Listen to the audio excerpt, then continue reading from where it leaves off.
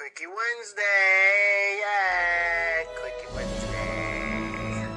What's up, guys, and welcome to my Quickie Wednesday review for Indiana Jones and the Last Crusade. This year, the film is celebrating its 30th anniversary, and it does take place in May. So let's talk about it. Indiana Jones and the Last Crusade. This is the third film in the Indiana Jones series. It is directed by Steven Spielberg. Stars Harrison Ford as Indiana Jones and Sean Connery as Indiana Jones' father. And the story of this one is Indy is out searching for the Holy Grail. Spoiler alert, just in case you haven't seen the film. It has been out for 30 years, but just in case you haven't seen the movie, I will be, saying a few things that are spoilery, so beware for that. But, like I said, Indiana Jones, he's searching for the Holy Grail. He's kind of brought in to find it.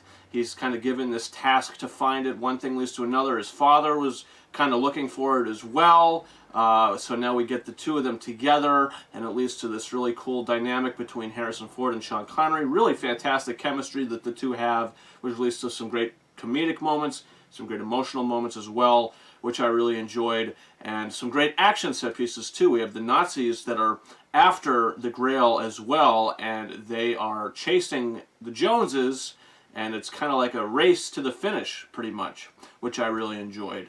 We also have Allison Doody. She's sort of the love interest. One thing leads to another. She's a double agent in the film. She's a double crosser, which was a kind of a nice, it was a nice spin to her character, which I really enjoyed.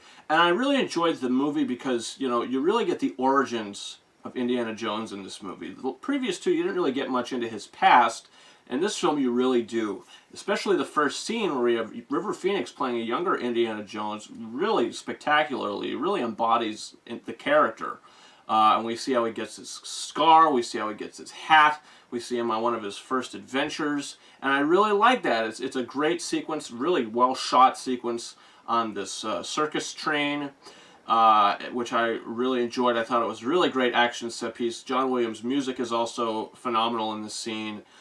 His score throughout the whole movie is incredible as well. The theme to the Grail, the theme between Indiana Jones and his father, I really enjoyed. The Nazi theme, the action music, everything in the movie, score-wise, really worked. This is one of John Williams' best scores, I believe, and definitely his best Indiana Jones score.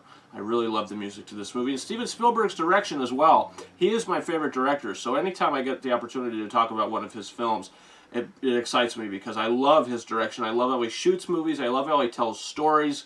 I love how he uses a lot of practical effects in this movie, especially in the first three Indiana Jones movies. The fourth one, they do use some practical as well, but especially the first three. And you could really tell, some of the effects are dated, extremely dated, but some of it still holds up, especially all the stuff with the practical effects with the tanks and towards the end of the film with that action sequence, which I really enjoyed. The set pieces, the production design, it all feels very real, which I really enjoyed. And I love the story, and I love the race to the Ark. I love some of the comedic, or not the Ark, the Holy Grail. I love the comedic moments between, Indiana Jones and his father. Sean Connery is fantastic in this movie as his father. I love, there's some very memorable lines in this movie. I don't think it's a perfect movie. Like I said, there are some dated effects in it, which really are kind of nitpicks at the time because, at the time they looked great, but now watching it today, some of it doesn't necessarily hold up. But you're so into the adventure, you're so into the story, and there's also a group of characters that come into the movie and sort of they're the protectors of the Grail, sort of.